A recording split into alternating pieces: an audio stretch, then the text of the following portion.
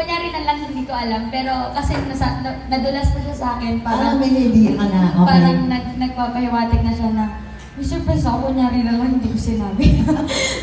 Kasi hindi niya kaya mag-secret. Kaya itago. Opo.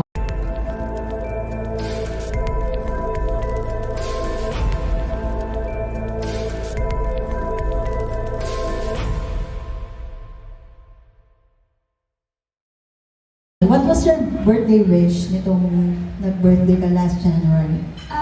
Birthday wish ko po is stability. Yung, yung, ang tawag ko dito, yung seryosong wish po. Pero yung nung nagbibideo po kasi sila mama, tapos pinablow sa akin ng candle. Ano daw yung wish ko? Sabi ko maraming pera.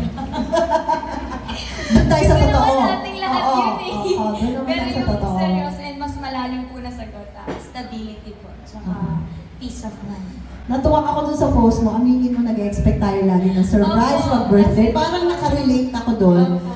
Paano ginawa ang surprise? I mean, paano ka na-surprise ng iyong boyfriend? Ano po, nung una kasi may lakad po kami mula afternoon hanggang gabi. Tapos after po nun, hangout lang po sa kwarto, kain kami nila mama. Tapos after po nun, umalis siya. Pero kunyari na lang hindi ko alam, pero kasi nadulas na siya sa akin, Parang parang, may idea ka na, okay. parang nagpapahiwatig na siya na, may surprise ako, kunyari na lang hindi ko sinabi.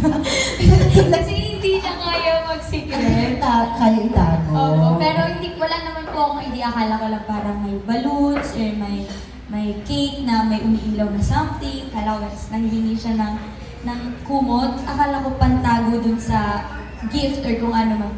Tapos yun pala, pumunta siya sa kaibigan namin, malapit lang sa bahay namin. Tapos doon siya nag-park, doon siya nag-ayos ng car. Nakipatulong po siya kung paano po isa-set up yung mga balloons, gano'n. Tapos paglabas ko po, kasama po sila mama, nag-video po. Grabe. Never ka naman ata naging pangit side.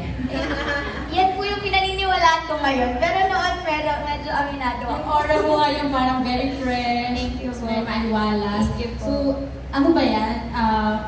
Nakakatulong ba yan kasi meron ka talagang nadagdagan yung inspiration mo ngayon dahil doon sa boyfriend mo? Siguro opo, kasi totoo yung sinasabi nila na when you're treated right, you glow. You glow. And pagka nasa tamang tao ka po, hindi mo malilimutang alagaan yung sarili mo. Hindi mo malilimutang i-improve yung sarili mo. And nakakadagdag ng confidence pag may araw-araw na pumupuri sa'yo, sa beauty mo, kahit kagigising mo lang, sa kanyang picturean, alam niyo po yun, parang nakaka-boost ng confidence. And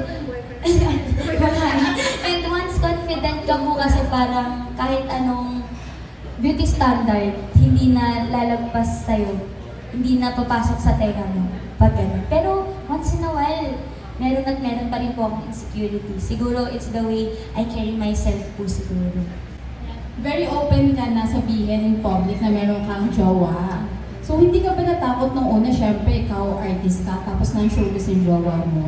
Tapos, di ba, parang sinasabi ng ibang fans na mas bagay sa ganito dapat kasi ka-love team, gano'n yung love team ano sa Philippines. Ako po kasi bata pa lang po ako, parang sinumpa ko sa sarili ko na hindi ako magjojowa ng showbiz.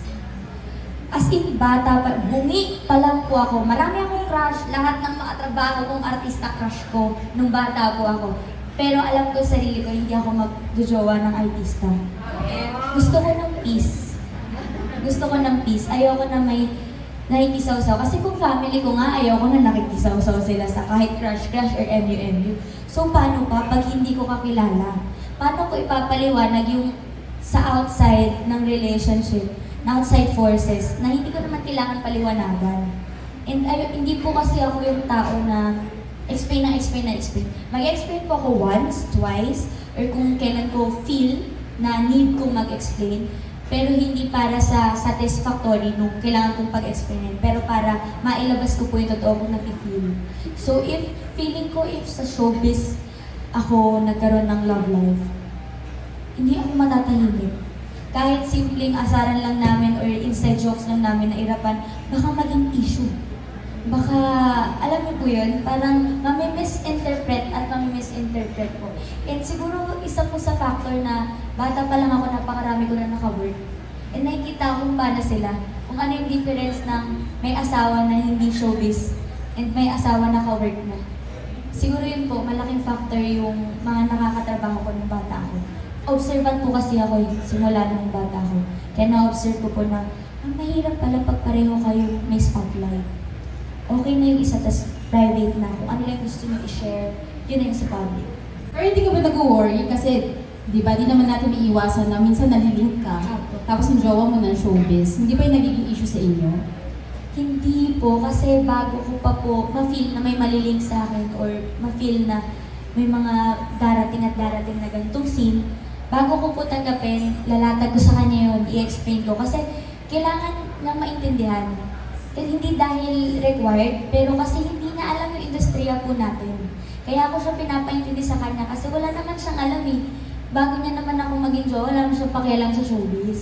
Wala naman siyang gustong halungkatin sa buhay ng mga artista.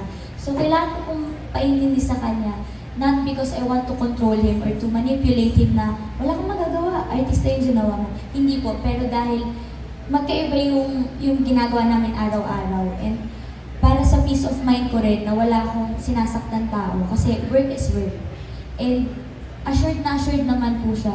And ako rin po at the same time, kung nagtatrabaho man ako, hindi ako nag-aalala kung nasan siya. Kasi assured din po ako kung ano yung ginagawa niya habang nagtatrabaho ko. And assured siya na ito lang yung ginagawa ko sa trabaho ko. Parang, Pwede ba sa iba naman kung gano'n na kayo katagal? magto 2 years po, yung my label. Kasi next time kami as best friends. So, matagal na kami siguro nagkaka-developan pero pareho kami in denial. Kasi ayaw namin masira yung friendship. Pero yun po. Kaya okay din siguro na may na-establish mo ng trust and friendship and relationship bago po yung mismong official relationship.